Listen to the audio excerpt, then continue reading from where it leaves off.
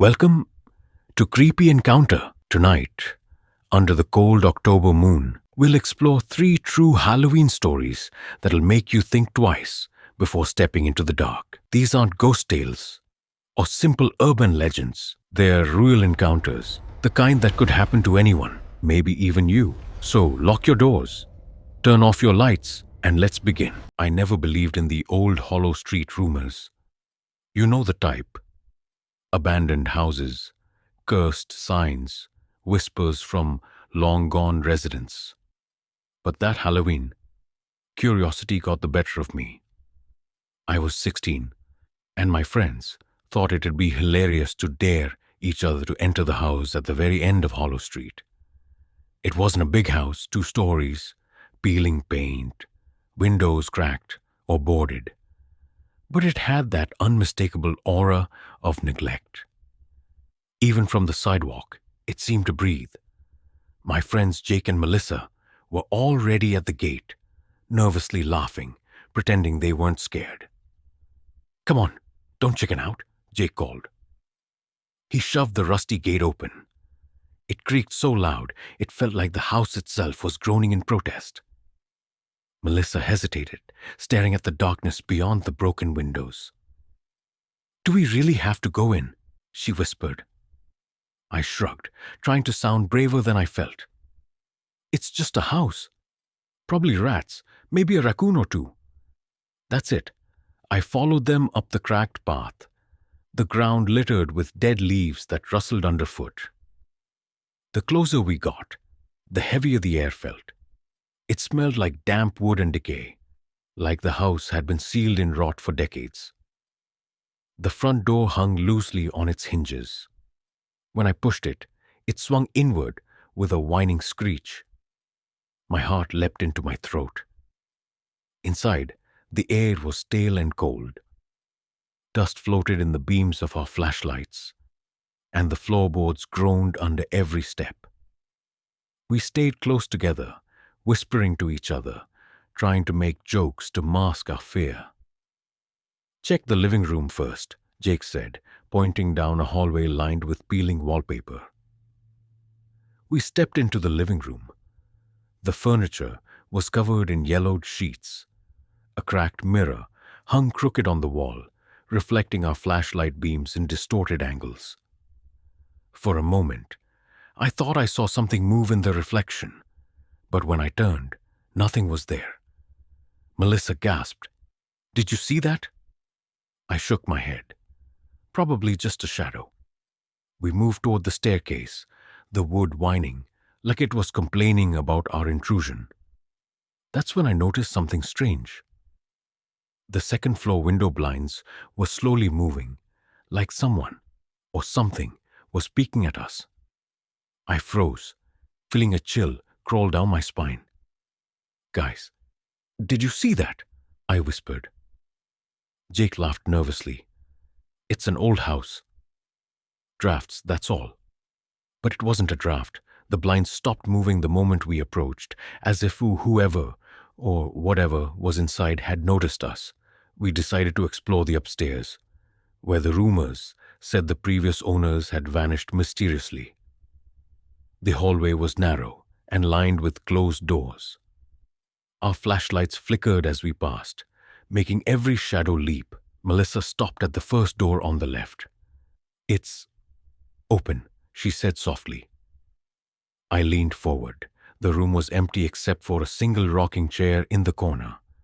It was moving slightly, though no one was there. The air felt thick, almost alive. "Creepy," Melissa whispered, backing away. I wanted to convince her to leave, but curiosity anchored me in place.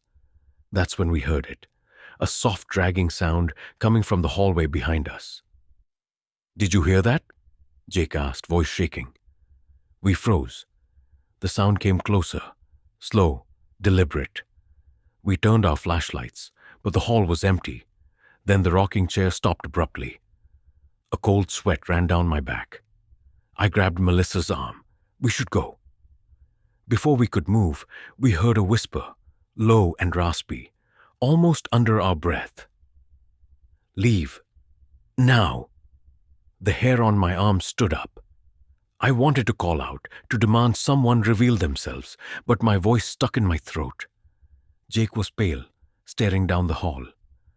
Suddenly the air shifted. The temperature dropped so sharply it felt like walking into a freezer. Our flashlights flickered violently. Then, in the corner of my eye, I saw a shadow dart across the wall. Too fast to be human, too deliberate to be a trick of the light. Melissa screamed. I spun around, trying to find the source, but nothing was there. We bolted for the stairs, but when we reached the bottom, the front door slammed shut with such force that it shook the frame. I yanked at it, but it wouldn't budge. Panicked, we tried the back door, only to find it locked, the key long gone. Then I heard it again. Footsteps. Slow, heavy, coming from the second floor. "We're not alone," I whispered, my voice barely audible. We ran into the kitchen, searching for any exit, any window, anything. That's when we saw it. On the wall, written in what looked like smudged dirt or soot, the words, "You shouldn't be here." Melissa screamed again, and in that instant, something slammed against the kitchen wall with a deafening crash. We were backed into a corner, trapped. The footsteps upstairs grew louder, heavier, echoing through the house like a heartbeat. My chest felt like it was going to explode. Then, silence. I dared to peek toward the staircase. Nothing. The hall was empty. We slowly crept toward the front door, praying it had somehow unlocked. As soon as we touched the handle, the door swung open, as if inviting us to leave. We didn't hesitate. We bolted out into the night, the chill of the air cutting through the fear still gripping us. We didn't stop running until we reached Jake's house 3 streets over. Panting, shaking, we looked back at Hollow Street. The house stood there, quiet, dark, as if nothing had happened. But I know it wasn't nothing.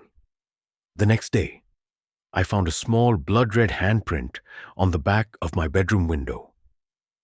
I live on the other side of town. I've never gone back. Some nights I swear I hear whispering outside my house. Sometimes, just a fleeting shadow in my peripheral vision. But one thing is certain. The house at the end of Hollow Street never forgets, and it's still waiting for the next curious souls to step inside. I had been babysitting since I was 14, mostly on weekends and during school breaks. I never minded. It was easy money, and the kids I watched were usually well-behaved. But that Halloween changed everything.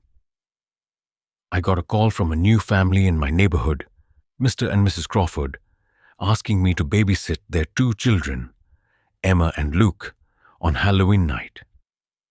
They said the parents would be at a costume party nearby and expected me to stay from 7 p.m. until midnight. Easy enough. The Crawford house was large and modern, located on a quiet street. The driveway was lined with pumpkins, their carved faces flickering eerily in the dim streetlights.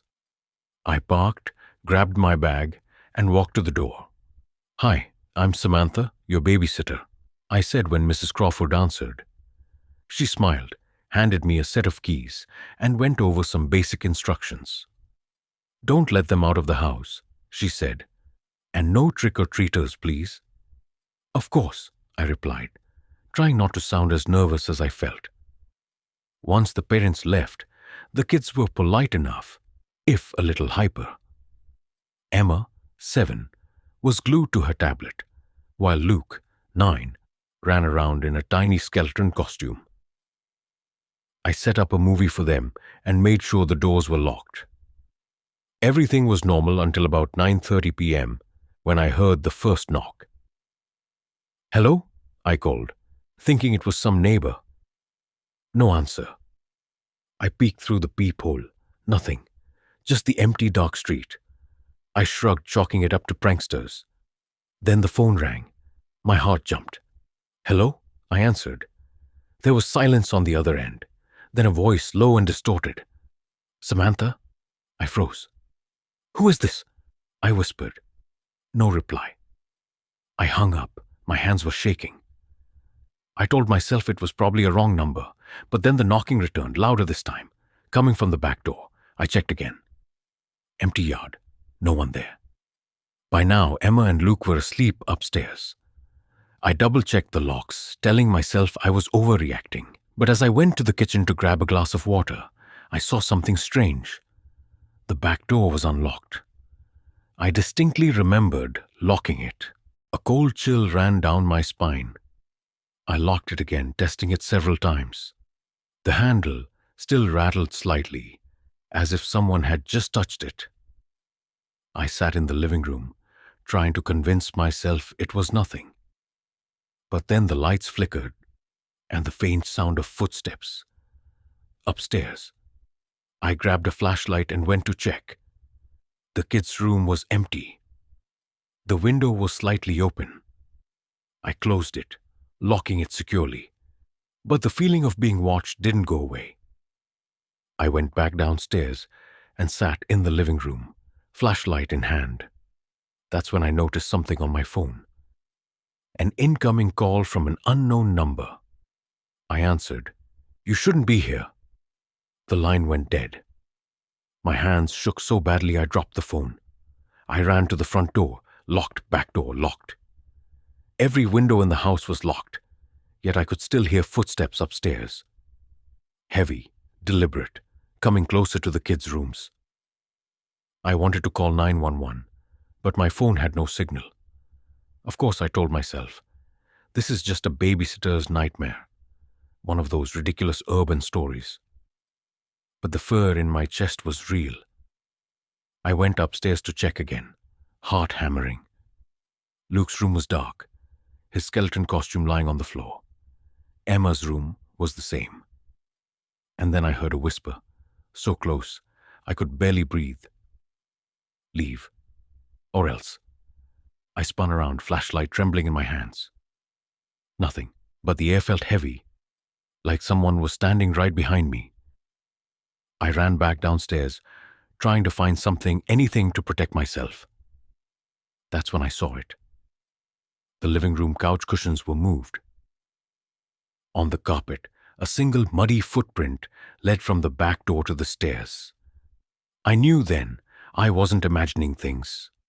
Someone was in the house. I grabbed a kitchen knife and called out, "Who's there?" No answer, just silence. Minutes felt like hours. I considered escaping through the window, but it was too high. My eyes darted around the room, searching for the intruder. That's when I noticed the attic door above the hallway. Slightly ajar, and a faint scratching sound came from within. I swallowed hard, gripping the knife. Slowly I climbed the stairs to the attic. Each step creaked under my weight. The scratching grew louder. I reached the attic door. My hand shook as I pushed it open. The room was empty, except for a single rocking chair moving slowly back and forth, and a small box in the corner. The scratching stopped the moment I entered. I approached the box. Inside were old photographs of the Crawford family. But then I noticed something horrifying. In every photo, the previous babysitters were there, smiling at the camera. Until something, had scratched their faces out. A sudden slam of the attic door behind me made me jump. I swung the knife blindly. "Get out!" a voice yelled, but it wasn't human.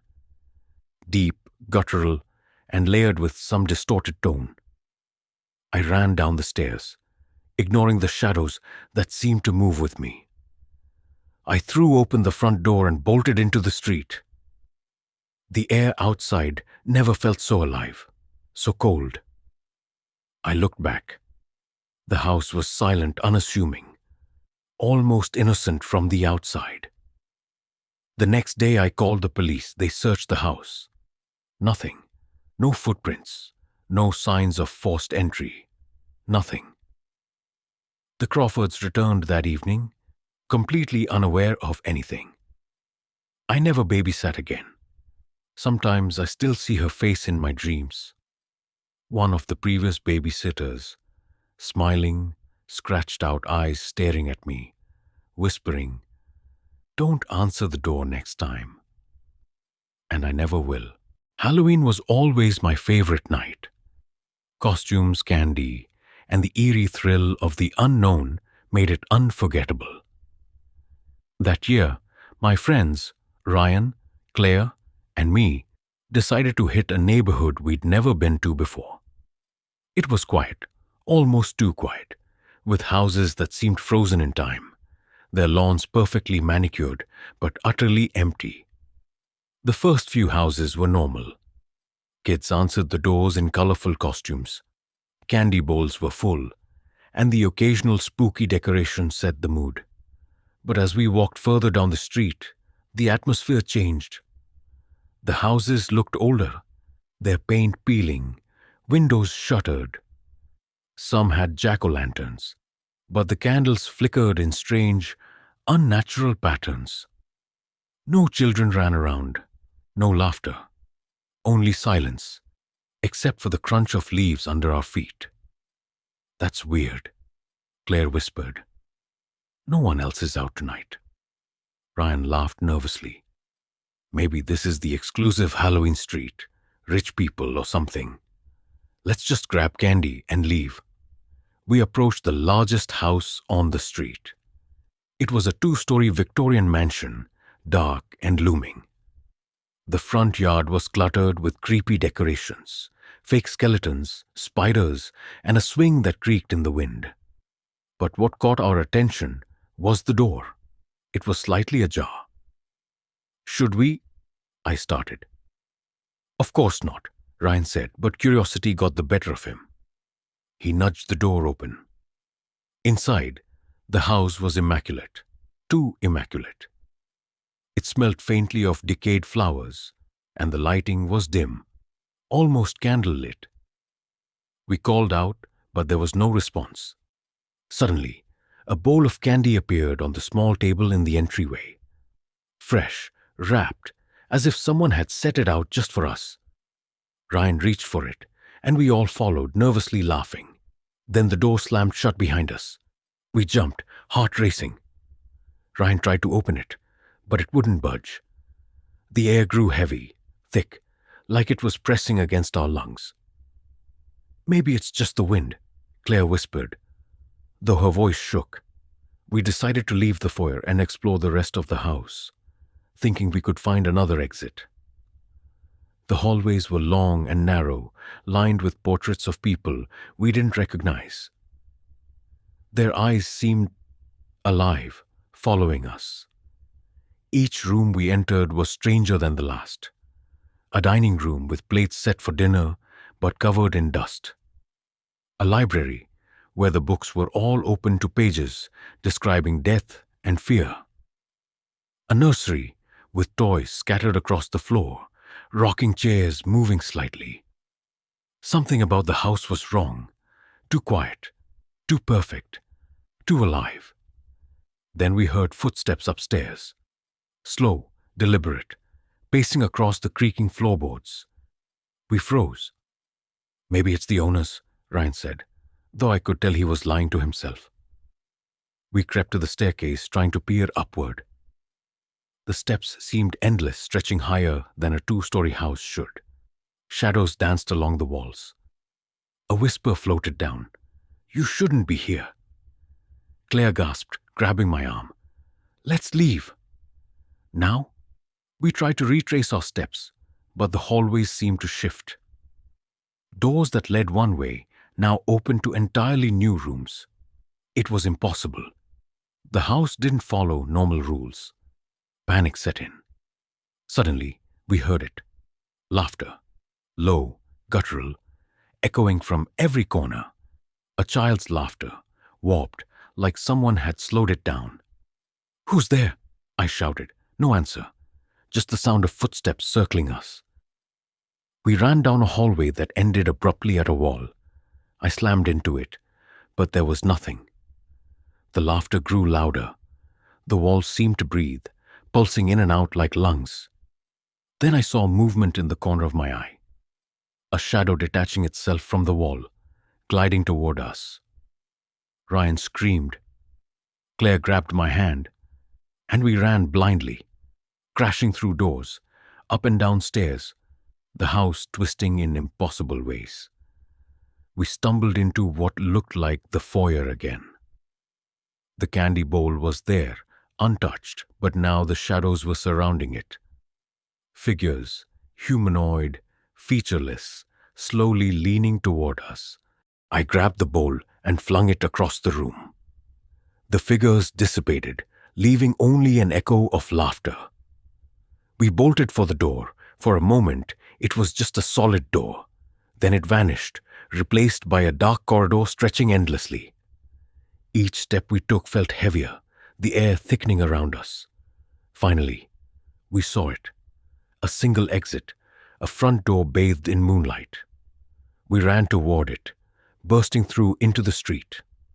The cold night air hit us like a wave. We didn't stop until we reached the first normal house. We turned back. The mansion was gone. Just empty space where it should have been. I never spoke of that night. Ryan and Claire won't either. Weeks later, I found a small piece of candy in my pocket. Wrapped, fresh, and a note inside. See you next Halloween. I haven't gone trick-or-treating since. And every Halloween, I swear I feel something watching me, waiting for the next time I'm curious enough to wander into the wrong neighborhood.